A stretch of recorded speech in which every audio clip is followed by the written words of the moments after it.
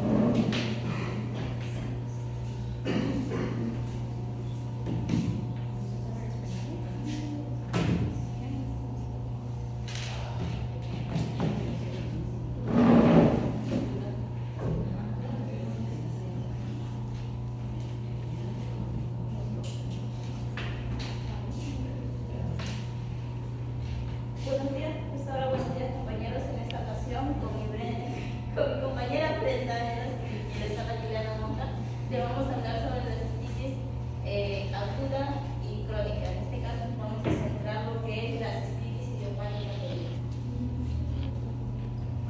Bueno, como primeramente la cistitis es una infección de la vejiga, vamos a ver que es una afección recurrente en lo que es en gatos y va a ser una afección compleja causada por el estrés y factores ambientales. Es idiopática porque no se sabe si es una causa única, ya que esta cistitis idiopática va a estar, es muy superior que va a estar mediada por varias causas. Bueno, es un tipo de enfermedad del tracto urinario inferior felino que va a causar inflamación lo que es en la vejiga y en la uretra y en la casa de los gatos, en los machos. Afecta lo que es la vejiga y la uretra. También es conocida como cistitis intersticial felina y lo que va a pasar es el endurecimiento de la pared de la vejiga y también se puede observar lo que es el algorafía. Y va a ser considerada como una enfermedad estéril ya que no va a haber presencia de bacterias.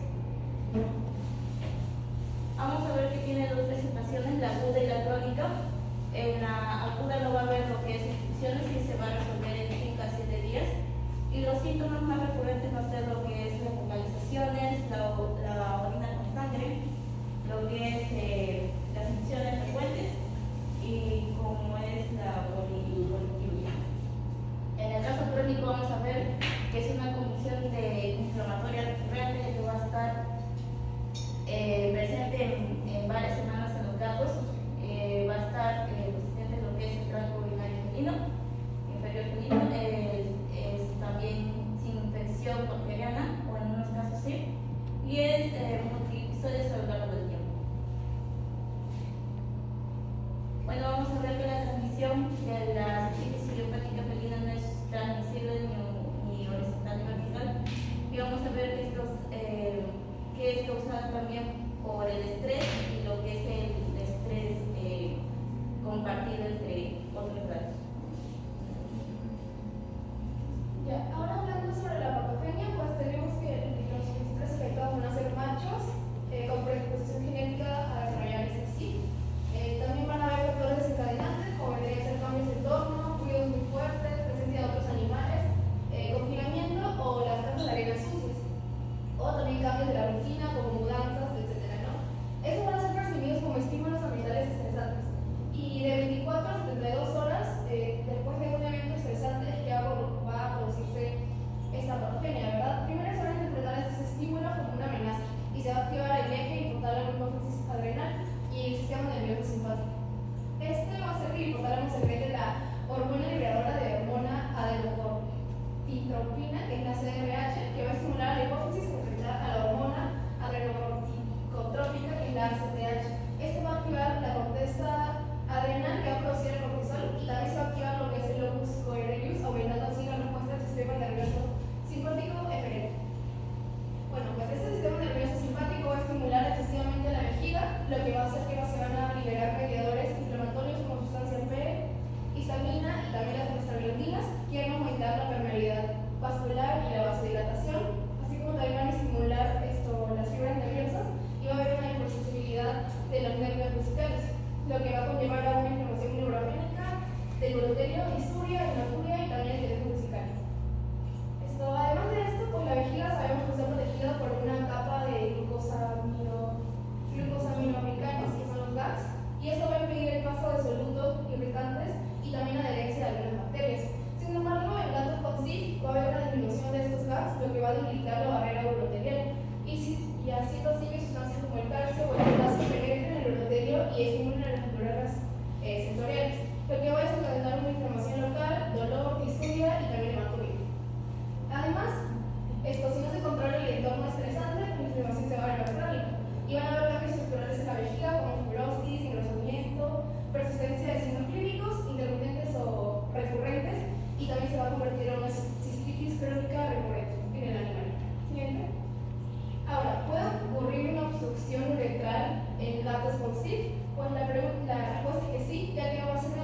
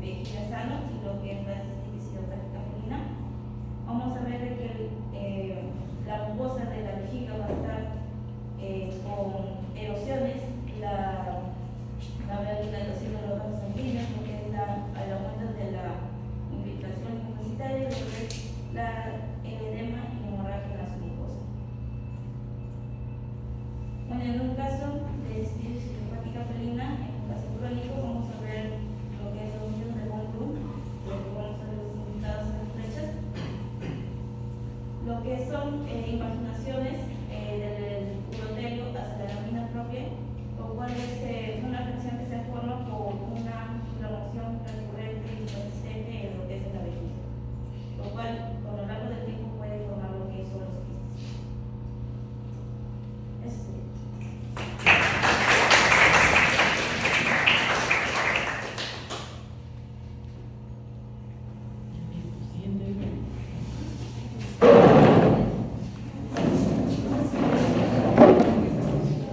Con respecto, antes de que cambie, la cistitis, ustedes han hecho solamente la idiopática. Ya, pero ahí decía que producida por urolito y el otro decía producida por la síndrome urológico felino. Ahí en la última imagen que ustedes han puesto. La última que pusieron, donde estaban las macros de vejiga. Ah, sí, pero es idiopática. Pero ¿cómo va a ser idiopática si dice ahí que es el síndrome urológico felino? Y al otro lado dice con cálculo. Ah, sí, porque mayormente se relaciona la CIF con el síndrome urológico felino. Porque, ¿cómo se llama? La CIF puede estar dentro de esos trastornos, como un síndrome dentro de esos casos de cistitis. Pero si tú dices que es idiopático, no se sabe cuál es la causa. No se sabe la causa única, porque En realidad es como así, viene a hacerse, es idiopático porque lo pueden causar múltiples factores, como ya sea parte del estrés y ese ruido. Sin embargo, la SIF es una de las causas principales del flu, que es el síndrome urológico felino. Pero no es la única causa que va a causar ese síndrome, porque también puede ser causado por urolitos, por infecciones bacterianas o obstrucciones penetrales.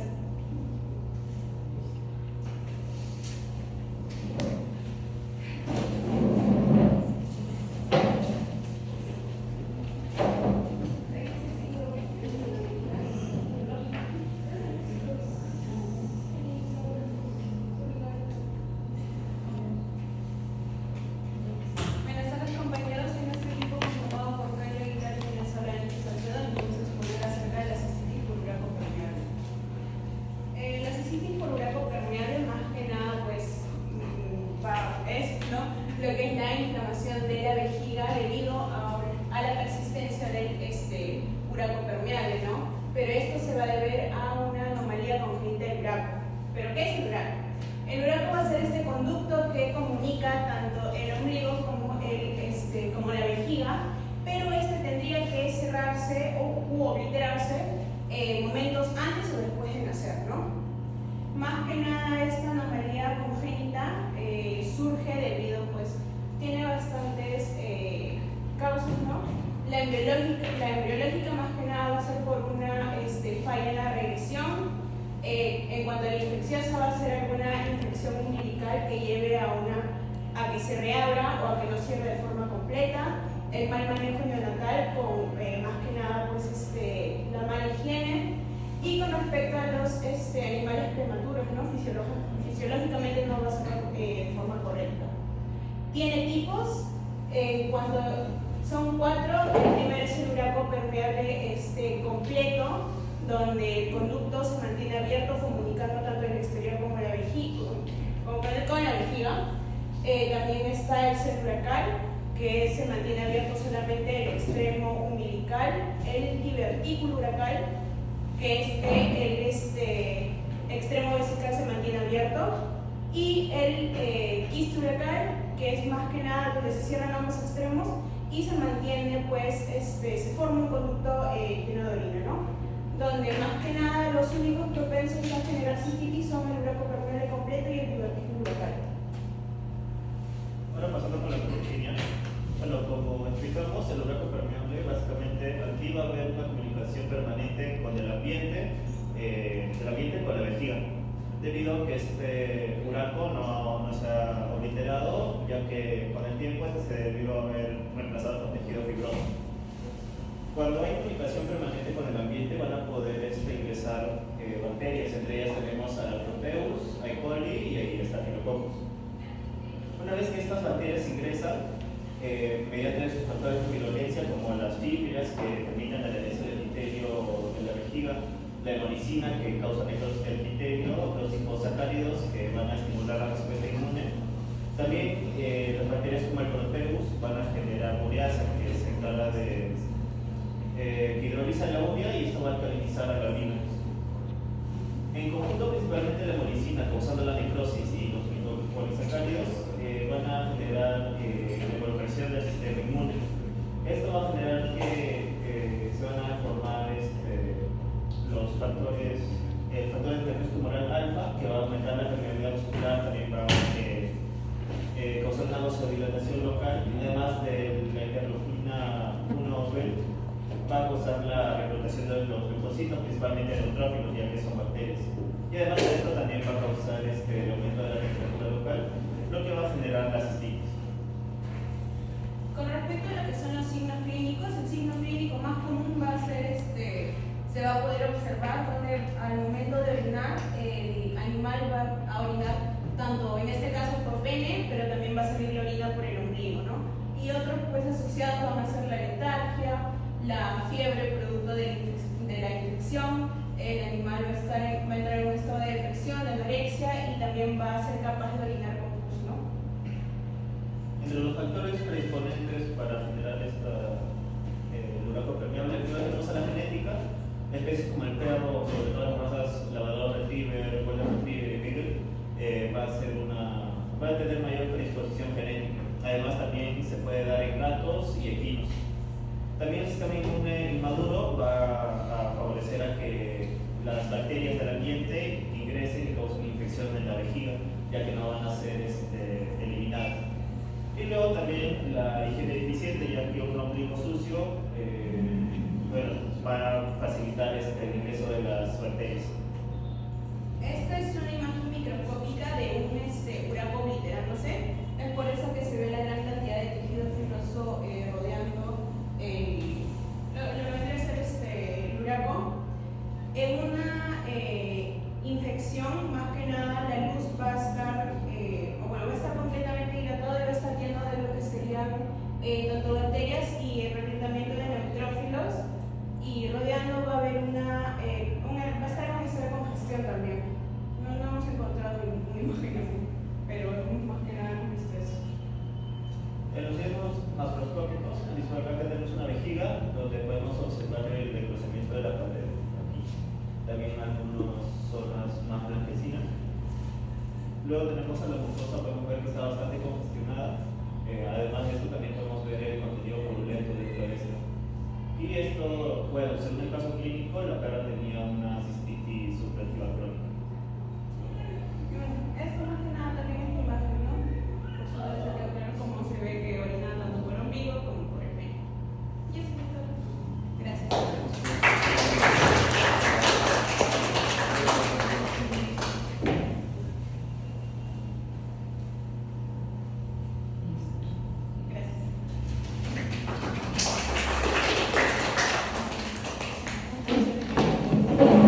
En varias ocasiones he visto que todavía los animales son bastante tiernos, como el uraco, y luego llegas a la vejiga, parecería como que la vejiga es la continuación del uraco, o sea, no hay una delimitación. Bueno, eso es lo que he visto en los casos que hay. Y yo buscaba en la vejiga y nunca la encontraba, y era eso. Estaba la cara.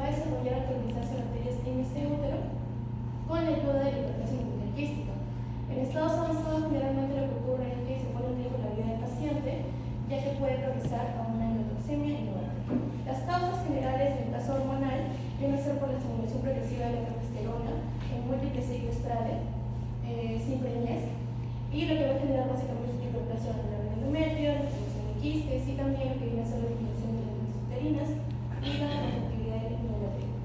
Ahora, con una causa infecciosa que viene a ser básicamente la acumulación de secreciones que van a crear un ambiente ideal para el crecimiento de bacterias, como por ejemplo la de cólera. Especialmente, bueno, esa bacteria que menciono, y van a entrar normalmente por los cerdos, sobre todo durante el estro, y va a proliferarse también durante el diestro, cuando el cerdo ya viene a estar cerrado.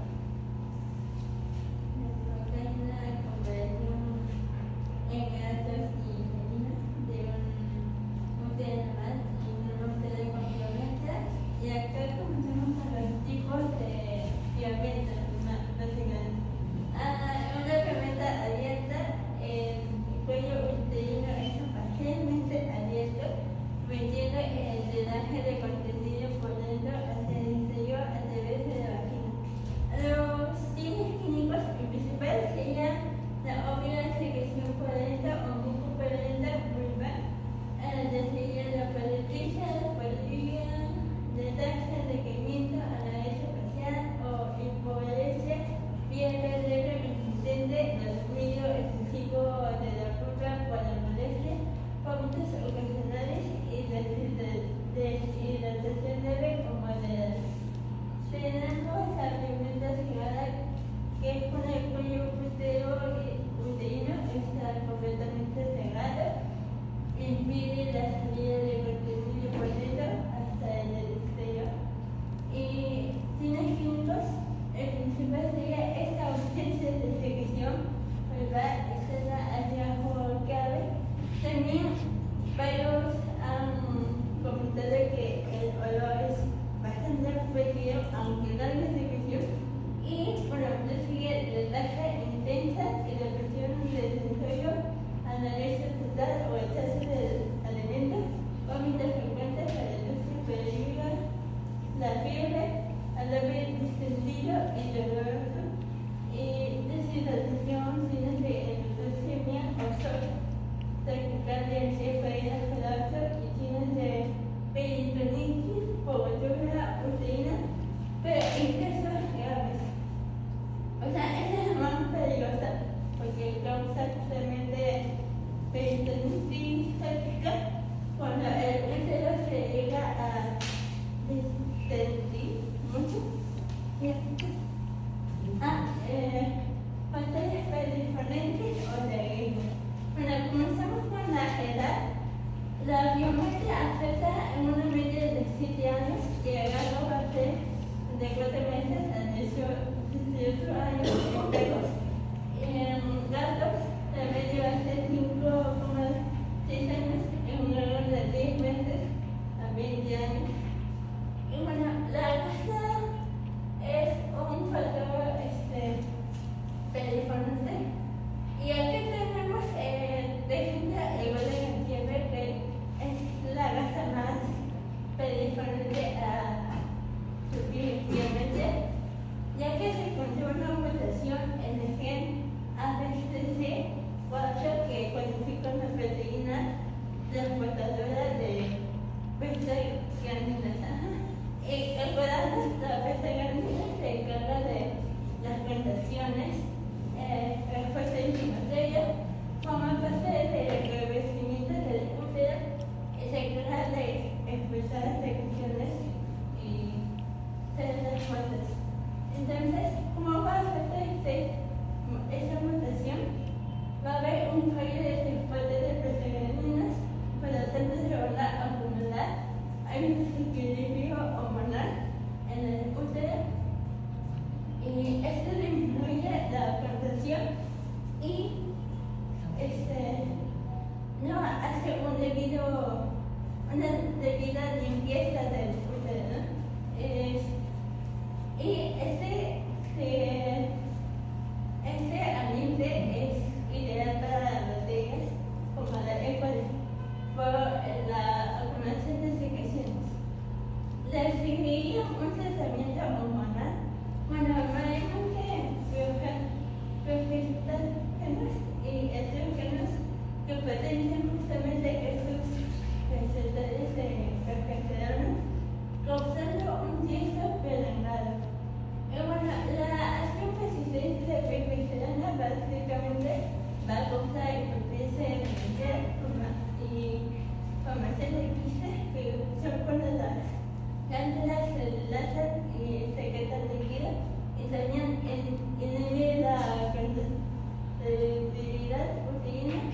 sigue el pollo proteína y suprime la fuerza inmune estatal. Y básicamente de gamma bacteriano esterilización y nullibilidad.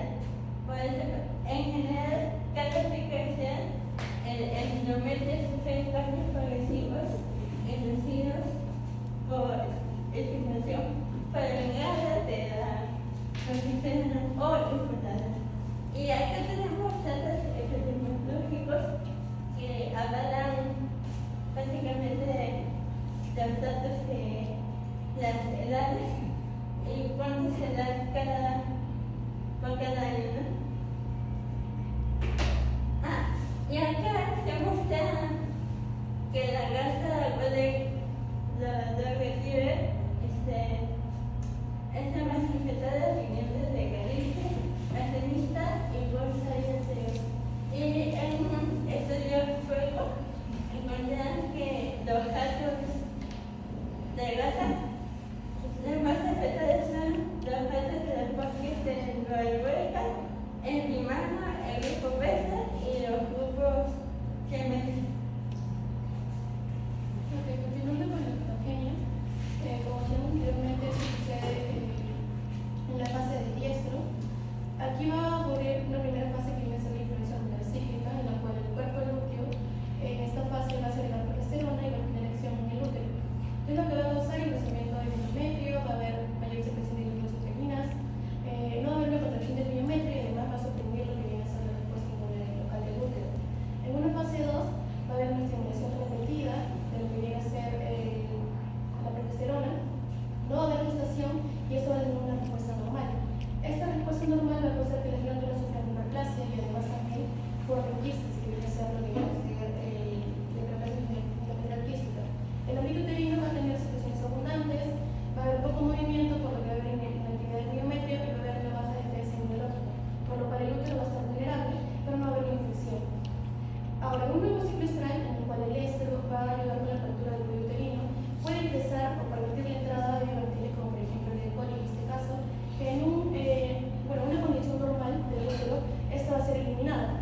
Sin embargo, la HEQ o el proceso microquística va a favorecer el crecimiento de esta bacteria, lo que va a generar una piometra con la ayuda de las fibras tipo 1, la tipo P, la cápsula, los sideróforos y además de los tecidos. Acá hay un corte de integral de un cuadro proteína de una regla con frecuencia física. Las fechas indican los múltiples quistes con giras pequeñas de tamaño similar distribuidas por ambos cuadros proteínas y el cuerpo uterino. Acá hay otro corte que muestra múltiples quistes más grandes de 1 a 2 centímetros de diámetro y como acá no hay información de los tejidos, va a haber una comparación en la siguiente sesión. Bueno, aquí vamos a poder ver el cuerpo nasal uterino canino, en el cual se va a poder ver múltiples quistes y también van a haber infiltraciones de flujo inflamatorio que van a estar asociadas. En este caso vamos a poder ver la observación de la luz uterina. Acá también es un caso de la quiste canino que va a haber un moderado infiltrado celular glucosílico en el endometrio. Aquí vamos a poder apreciar un corte transversal del útero, en el cual vamos a poder ver acumulación de sudado purulento en la luz uterina correspondiente al biometro. Y en este caso es un caso de una biometría inútil subaguda, en el cual se muestra una fotografía de donde está el epitelio luminal del útero marcadamente hiperplásico, y también vamos a poder apreciar neutrófilos y encimos en el endometrio. Además van a poder verse células desprendidas junto a neutrófilos que van a estar creciendo, que vienen a ser los uterinos. Acá va a haber un útero habitual de alta competencia que muestra una inteligencia mancana y hipertrofia inicial, y acá se ven los excedentes foliares.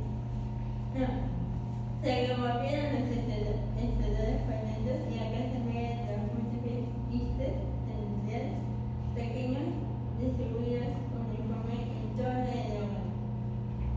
Bueno, aquí podemos ver un caso de una perra con un mastif que es multípara. Aquí, en este caso, la imagen A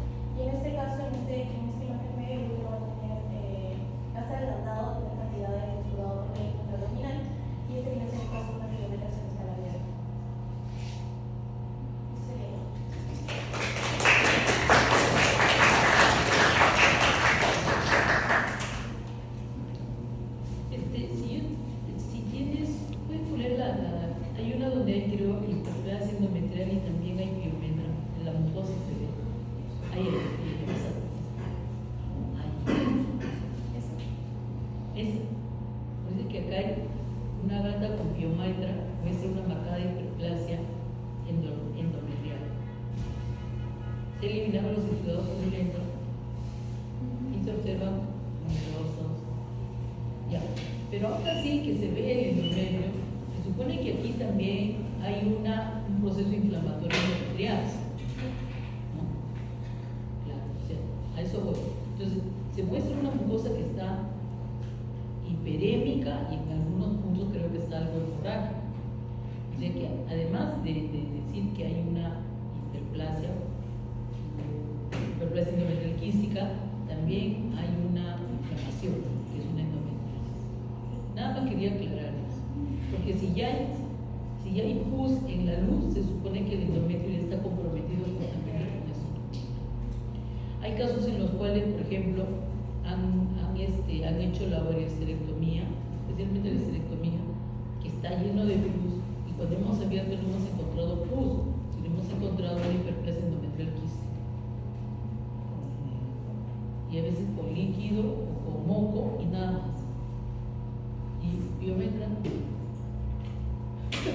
Bueno, eso es de los pocos cuerpos que me han entregado y de los cuales se han rescatado de como piezas quirúrgicas que nos han dado, por si acaso. Gracias.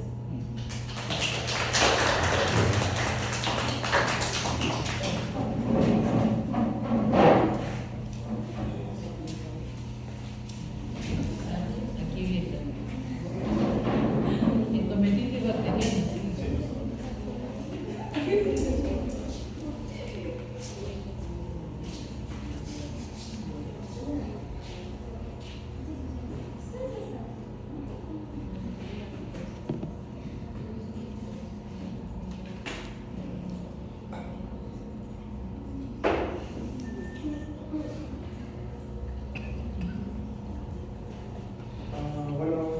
Buenos días, profesora, buenos días, compañeros.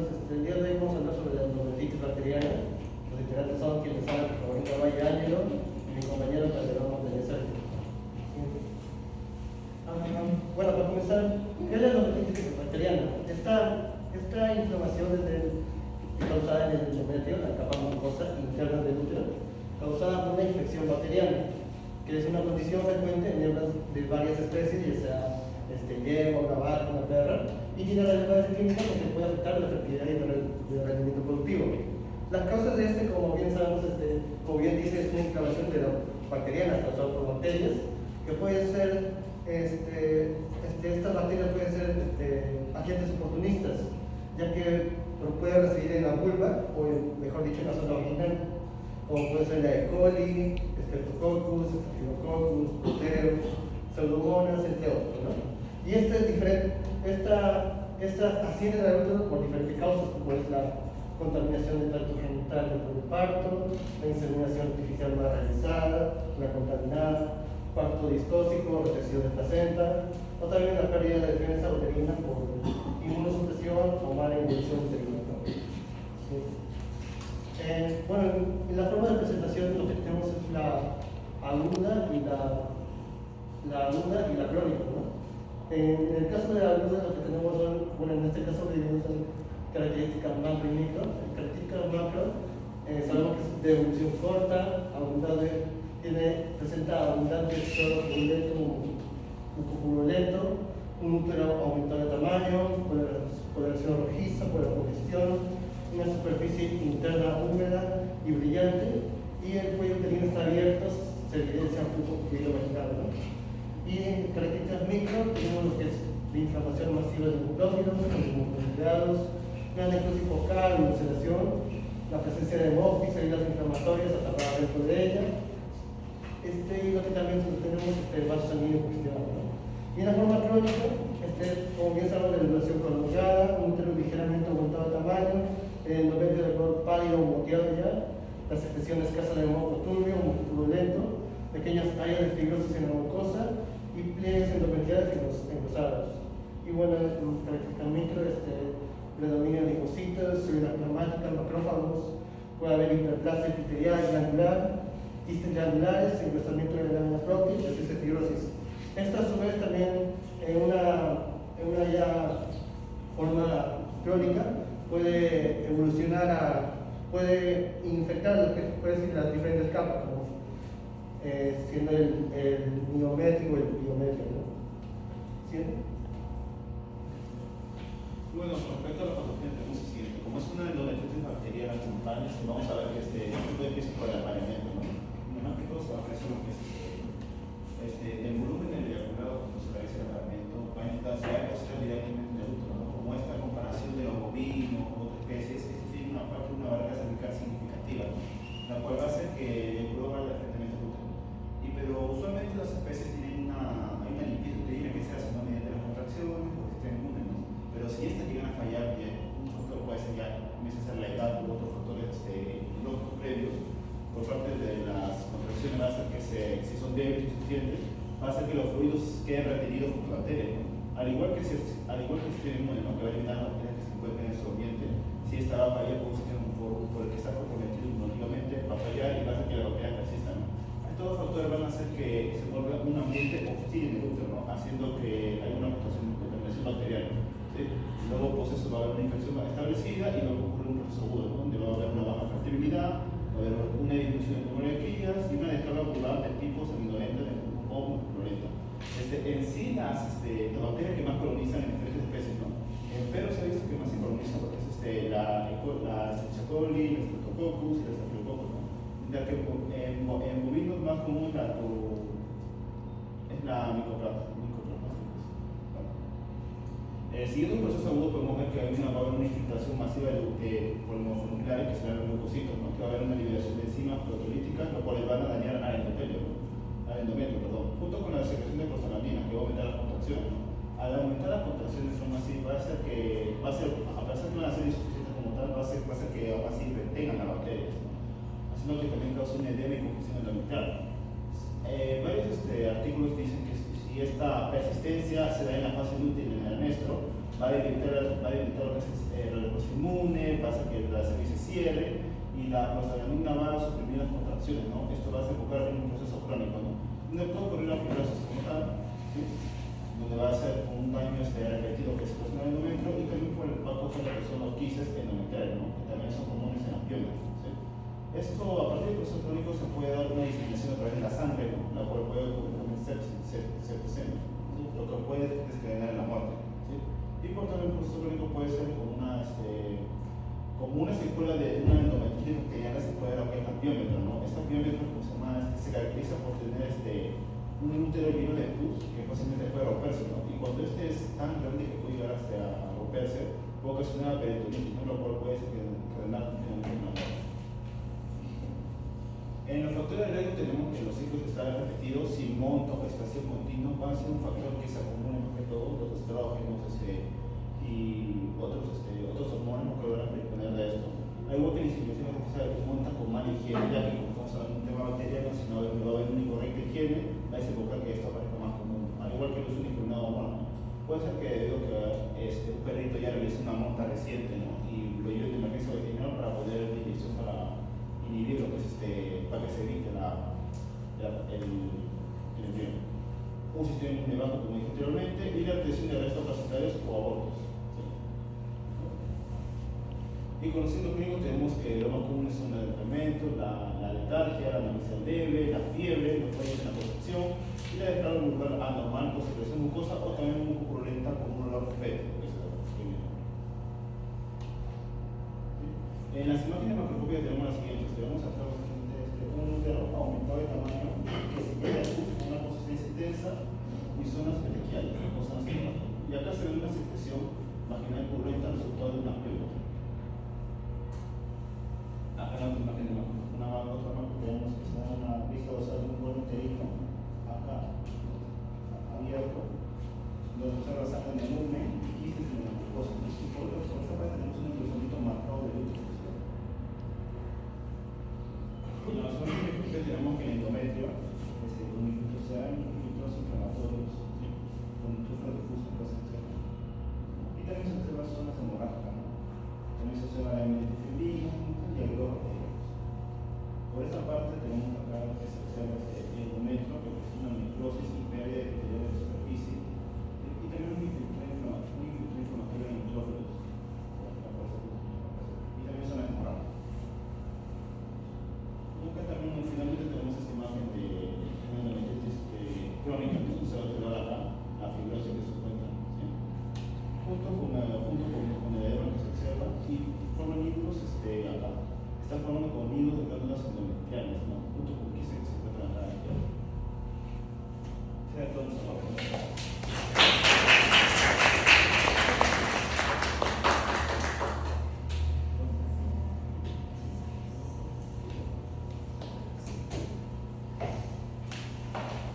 Siempre las endometritis son de origen bacteriano, ¿no?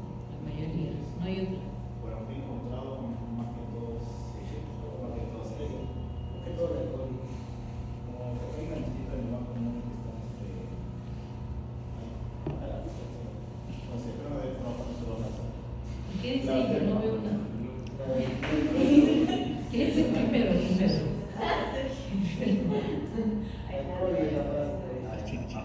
Dice más que indica que lo más común es para los que son enfermos, con alcohol, mientras que en los abajo como atrás van a Y encontrar las triperelas es para ovino, ¿no? La Klebsiella. Mira, Proteus perruno. Neobacterium. Bien, chicos, gracias.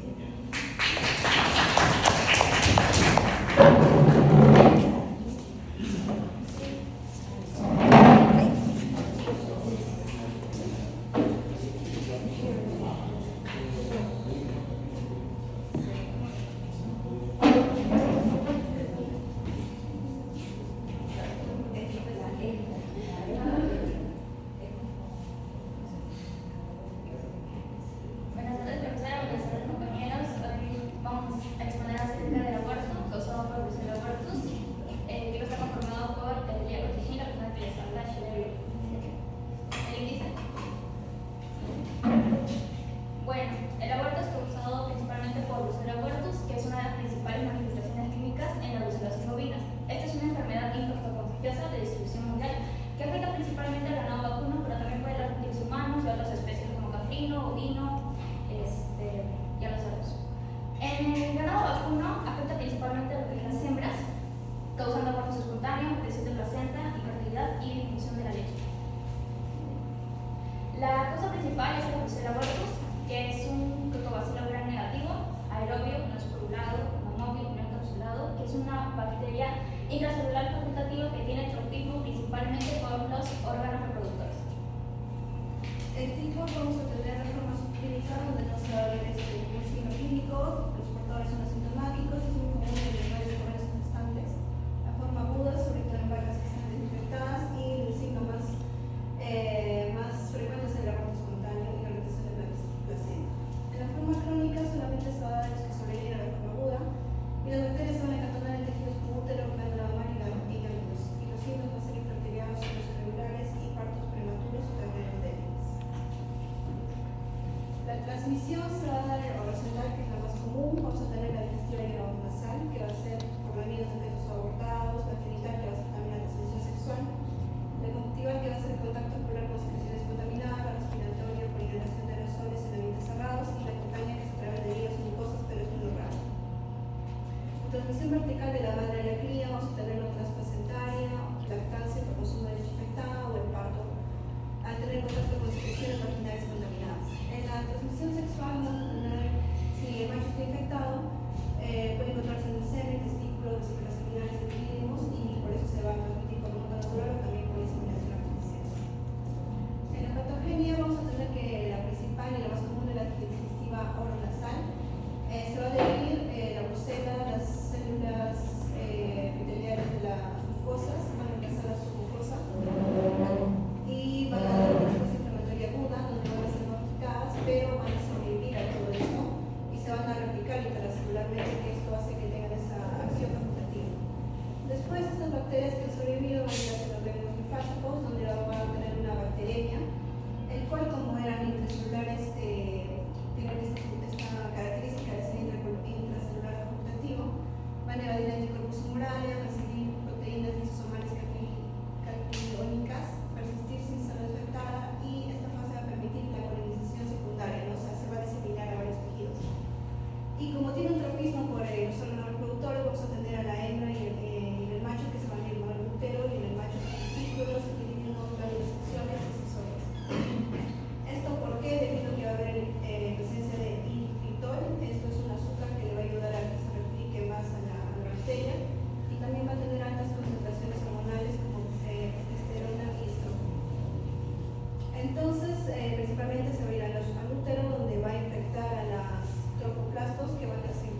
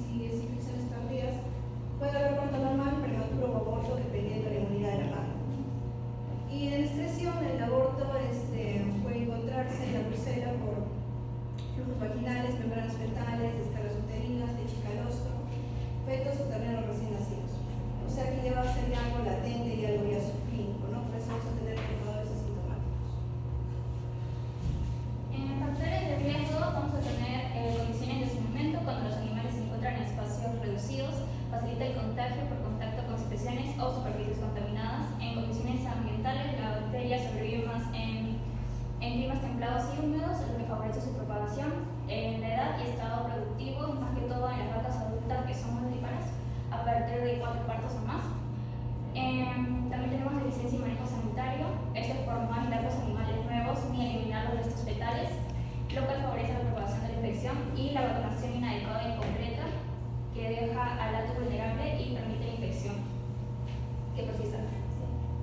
En cuanto a signos clínicos, lo vamos a dividir en dos: las hembras y los machos. Las hembras preñadas, que son las más afectadas, la principal signo de manifestación va a ser el aborto, que ocurre más que todo en el 5º al 7º mes del embarazo. La retención de placenta va a ocurrir después del aborto. También vamos a tener nacimiento de terneros débiles, los cuales, si llegan a estar muy inmunosuprimidos, pueden morir. También vamos a ver reducción de la producción de la leche y una endometriosis. En machos vamos a tener la epididimitis, vesicolitis seminal, orquitis, abscesos testiculares. Cuando ya ocurre una infección prolongada en ambos sexos, hay una artritis, sobre todo en la parte del tarso. En ambos puede llegar a ocurrir una infertilidad. Esto es debido a las hembras por la endometritis y a los machos por la epididimitis o la orquitis. En imágenes macroscópicas vamos a tener que en el macho vamos a ver el cuerpo del individuo que está aumentado de tamaño debido a la infección por el abortus. En la imagen derecha también vamos a ver una sedación e infección del testículo debido a la abortus. A pesar de que la presión del abortus tiene atropismo por los órganos reproductores, cuando hay una infección sistémica, esta bacteria puede viajar vía hematógena afectando otros órganos como son el pulmón, corazón, vaso. Por eso en la imagen de la izquierda vamos a tener un intenso depósito de fibrina en la superficie pleural y pericardio y un líquido supurativo en la arteriotórax. En la imagen derecha vamos a tener manchas blancas en el parénquima pulmonar de 0.1 milímetros a 0.5 milímetros de diámetro y un fluido supurativo en la arteriotórax. Como imágenes microscópicas vamos a tener que hay una necrosis y una infiltración de neutrófilos, y en la imagen derecha que se verifica que están las colonias de los abortos. En cuanto a la placenta, vamos a tener que las áreas rojas son la hemorragia o la congestión, y las áreas delimitadas de color amarillo son la necrosis. Y en la imagen derecha vamos a tener también una infiltración de neutrófilos, una necrosis y las colonias de bucelos abortos, que son las de color morado, que se encuentran en un prosentoma de vaca imputada. Y eso es todo.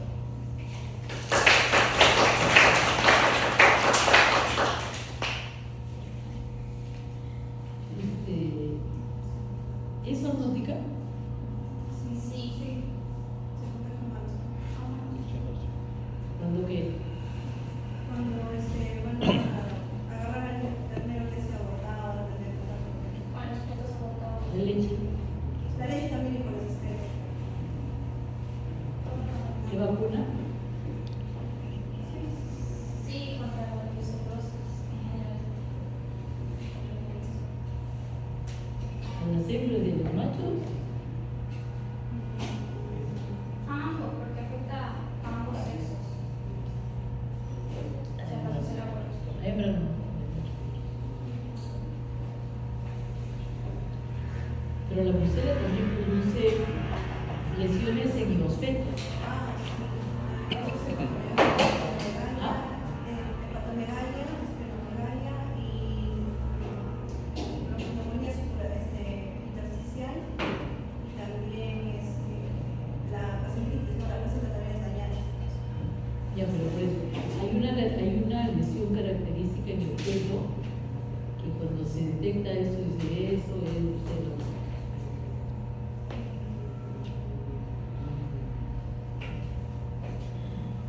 Bien, gracias.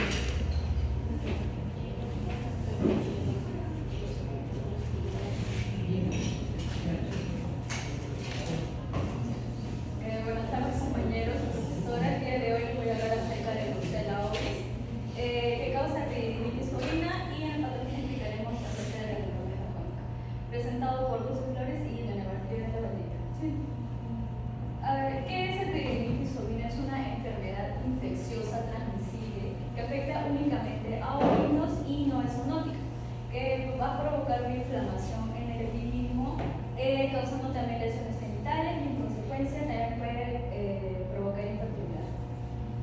Se han reportado casos en América, Europa, Australia, Nueva Zelanda y Sudáfrica, y en unos literatura informaba que también podría pasarse a venados criados en granjas. El agente causal es el Brucella ovis, que es un leucobacilo gram negativo, que es un patógeno celular multicelúlar. Es manipulado, tiene cápsulas de tipo rugoso. En carneros, en ovejas machos va a ocasionar epididimitis e infertilidad y también puede ocasionar orquitis. En hembra puede causar infertilidad, abortos tardíos y mortalidad neonatal. Y aquí va a actuar como vector mecánico la hembra, pero también puede actuar como vector mecánico en machos de tajos. Los contagios se producen con mayor frecuencia entre 15 y 18 meses de edad. Continuando con la transmisión y patogenia, vamos a empezar por el organismo Serratia venerea, tenemos pasiva y directa. En la pasiva vamos a encontrar que es la monta de una oveja que infecta a los primeros en la cúpula posterior. Y en la directa, en los periodos no reproductivos por la vía fertilidad, mucosas veneanas, conjuntival, etc. En el caso de la hembra, como ya se mencionó en la teoría, en la definición, perdón, actúa como vector mecánico, ya que esta bacteria puede permanecer en la vagina por más de 2 meses. Entonces segundo vamos a encontrar la diseminación y la latencia, donde esta bacteria va a ser transportada por la linfa libre y fagocitos hasta alcanzar los ganglios linfáticos regionales, donde aquí se va a multiplicar, y entre las 2 y 8 semanas se va a diseminar con vía hematógena en lo que es el hígado, el riñón, el vaso y los aparatos reproductores del embrión. Vamos a encontrar una supervivencia intracelular en la cual va a evadir la respuesta inmune y los antibióticos, el cual va a inhibir una función de enzima lisosoma mediante el FMP y la adenina, lo que va a producir enzimas antioxidantes. Y vamos a encontrar la respuesta inflamatoria en el epidídimo, en lo que va a inducir una inflamación crónica, edema, infiltración celular, en lo que va a causar la ruptura de túbulos, formación de granulomas espermáticos por la misma inflamación. Esto va a conducir a una respuesta inmunitaria contra espermatozoides y una marcada fibrosis local. Vamos a encontrar lesiones testiculares en el semen. Por ejemplo, aquí no vamos a encontrar una orquitis de tipo primaria, pero vamos a encontrar una degeneración testicular secundaria que va a reducir, lo que va a reducir la motilidad espermática, va a aumentar las anomalías morfológicas y es posible que haya una zospermia, que es la ausencia de espermatozoides. En semen entonces va a contener células inflamatorias y la bacteria que se va a excretar hasta unos 4 años. Y en el caso de las hembras, estas van a actuar como vector mecánico y la bacteria se va a localizar en la placenta, en el útero, en los ganglios, lo que va a producir inflamación en la vagina, en el endometrio y en la placenta. En algunos casos, que es muy raro, va a provocar lo que es aborto tardío y nacimiento de heteroteles. En los factores de riesgo tenemos la alta densidad de animales, el contacto estrecho entre carneros, porque el macho tiene la mayor predisponencia, porque ya como ya indicamos la hembra portadora, el uso de reproductores y normas sanitarias, y en la edad tenemos que a partir de la pubertad y entre 15 y 18 meses de edad. Como ya mencioné, se predisponen machos y algunas razas como merinos, Suffolk y Caracol. Ahora, continuando con manifestaciones clínicas, solamente se va a presentar en 1/3 de los carneros enfermos y van a presentar lesiones palpables. En los machos vamos a tener casos agudos, donde en animales jóvenes se va a observar edema, aumento del tamaño del escroto, va a haber fiebre, depresión, anorexia, y a los de 3 a 5 días va a bajar la inflamación, pero las colas del epidídimo van a continuar agrandados. En los casos crónicos vamos a observar inflamación en el cuello del epidídimo que puede extenderse hasta el cuerpo y hasta la cabeza del órgano, y en los epidídimos aumentados en tamaño, cuando están durados y con menor elasticidad. En la mayoría de los casos las lesiones son bilaterales, es decir, de un solo testículo, pero también pueden observarse en ambos testículos. Y en el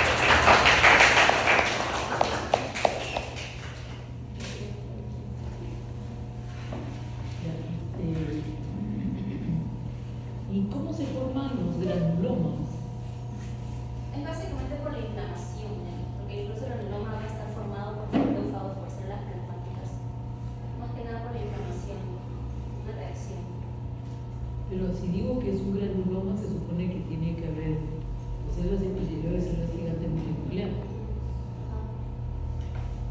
Pero los macrófagos ya se modifican ya a células Pero se supone que la inflamación granulomatosa, porque hay algo que no se puede, sí se puede fagocitar, pero que no se puede eliminar. Pero ¿quién produce eso? La inflamación granulomatosa son los espermatozoides que salen de los túbulos que son destruidos. Los espermatozoides, porque tienen una carga, ¿no? Una carga grande de lípidos, no pueden ser fagocitados. Pueden ser fagocitados, pero no destruidos. Entonces, por lo tanto, el sistema inmune produce anticuerpos contra los espermatozoides.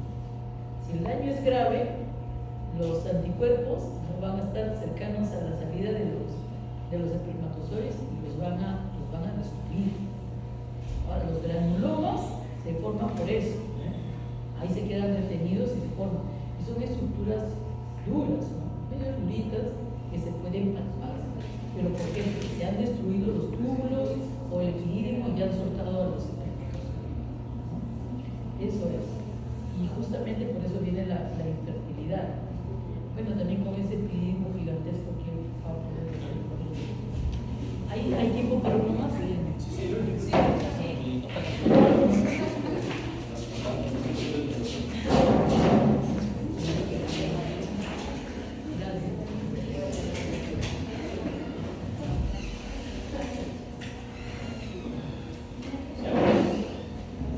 Chicos, y esto no solamente ocurre en bovinos, ocurre en perros también.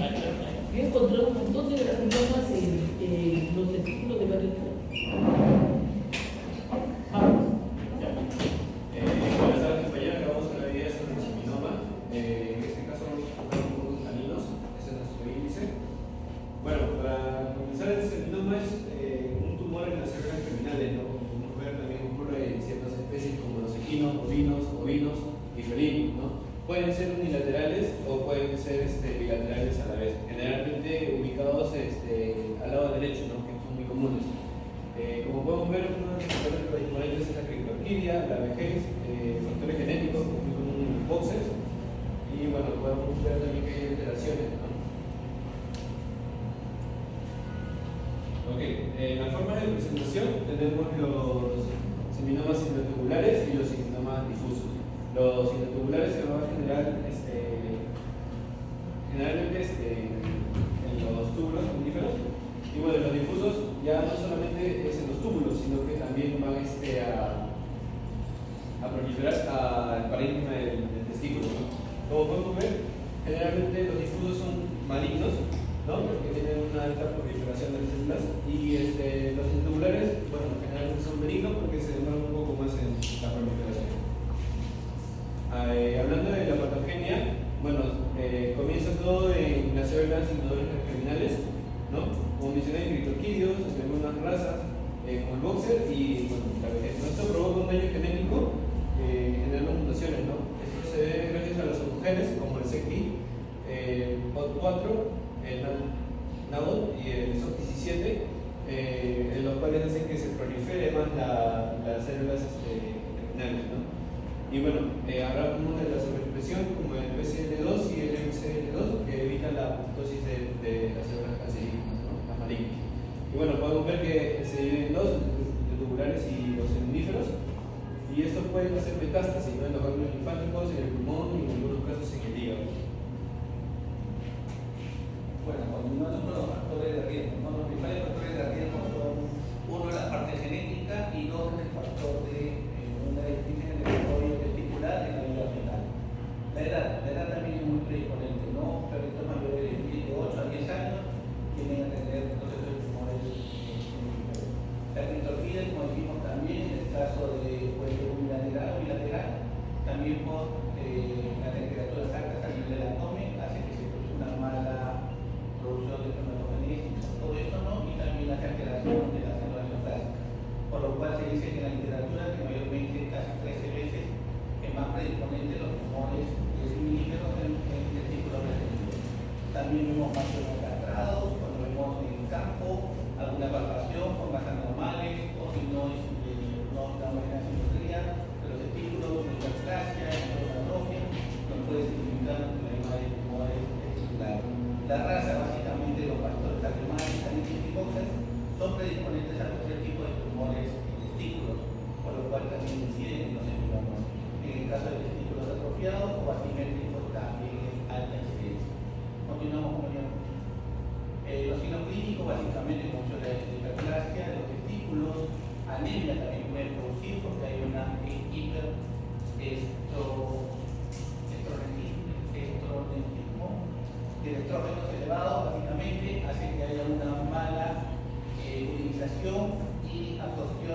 hierro, por lo cual produce que se produzca la animal. La ginecomastía también, en este caso, el aumento de las mamas, por lo cual también esto es parte del proceso tumoral, las hormonas que producen los tumores, ¿no? Prepucio, prurito prepucial, básicamente el amido excesivo, todo lo que viene con esta frecuencia, ya podemos sospechar de un tumor de testículo y también la feminización, como vimos en el caso anterior, igual que los tumores de células de abdomen, ¿no? Y la alopecia bilateral invertida son los signos más clásicos de un tumor de seminoma. Continuamos, compañeros. Aquí vemos una diferenciación, básicamente los seminomas se dan en las células germinales, básicamente, y empieza a haber una mala división y diferenciación de los espermatocitos, ¿no? En el caso de la espermatogenesis, porque se produce una neoplasia, básicamente, en toda esta zona, ¿no? Esta neoplasia puede ser benigna, casi un 5 a 10%, y puede ser maligna. También en el caso, como explicó mi compañero, en el caso de los intratubulares, básicamente se mantienen dentro del tubo seminífero, en el caso de los difusos, ya rompen la membrana basal de los tubos seminíferos y se expanden, ¿no? Por eso que se hacen invasivos prácticamente. Aquí tenemos algunas características, por ejemplo, los seminomas, por lo general mantienen un crecimiento uniforme, tienen una característica general que son de un color bastante blanquecino grisáceo. En el caso de los de células astrónicas, tienen un crecimiento bastante pasivo, no formen, y en el caso de las células de Leydig, que son semejantes al crecimiento también uniforme, pero la coloración es un poco más oscura, ¿no? Es lo que nos diferencia de la parte macroscópica. Continuamos, compañeros. Aquí tenemos un casito rápido de un seminoma difuso, un testículo hipertrofiado, un testículo atrofiado, vemos cómo se ve la cápsula bastante delgada y definida, vemos las lobulaciones que tiene aquí de un difuso que se ha perdido, básicamente. Este es también un buen dato. En el caso del difuso pierde la arquitectura celular, ¿no? En el caso del intracelular no se mantiene la arquitectura, por eso que me dice que la mayoría son benignos, ¿no? Continuamos, compañeros. Aquí tenemos una célula, ven cómo se pierde básicamente la célula atrofiada, por su plasma pálido granular, poca coherencia celular, se pierde toda la ausencia del tubo seminífero y una manera característica también de un difuso, por eso que lo hace bastante metástasis, o hace metástasis, porque se ve un infiltrado inhospitalario, ¿no? Lo cual se puede ramificar a través de los ganglios linfáticos, los linfáticos o los urinarios, ¿no? Se puede hacer metástasis tanto al pulmón, o en el caso de compañero que fue la patogenia y al hígado. Seguimos, compañeros. Aquí vemos igual el atrofiado, por ejemplo, miren, el testículo atrofiado, que vemos en el caso del cuadrito, también presenta la ausencia de tubo seminífero atrofiado, y vemos ya la abundante presencia de fibrosis, ¿no? Continuamos, compañeros. Aquí tenemos el caso del seminoso difuso, el caso del mero, también vemos, miren, aquí vemos un caso muy característico, una masa tumoral de color marrón oscuro, que puede ser característico también de los células de Leydig, como dije hace un rato, que también toma una coloración oscura, ¿no? En partes hemorrágicas, partes de necrosis por lo general. Continuamos, compañeros. Y aquí vemos, por ejemplo, lo característico de una consistencia firme, delgada, una cápsula delgada, y la coloración, lo que le decía, lo característico de un color blanco grisáceo, ¿no? A comparación de aquí también vemos el tumor seminífero, pero con la coloración marrón grisácea, que puede confundir una imagen macroscópica, que podemos pensar que es un tumor de célula de Leydig, pero aquí hay presencia bastante de hemorragia que tiene necrosis. Ya lo diferencia a través de una muestra histopatológica, ¿no? Gracias.